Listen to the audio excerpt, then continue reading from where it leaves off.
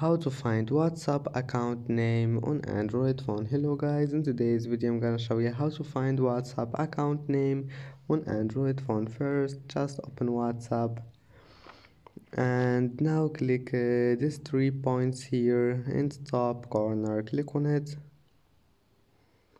and now click settings, this one here, and as you see here you will find WhatsApp settings. Now all you need to do, if you want to know your account name,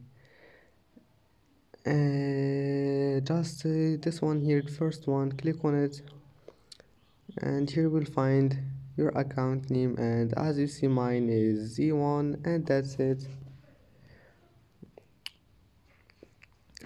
that's it for today's video. If you like this video, don't forget like and don't forget subscribe. Thank you for watching this video until the end, and see you in the next video.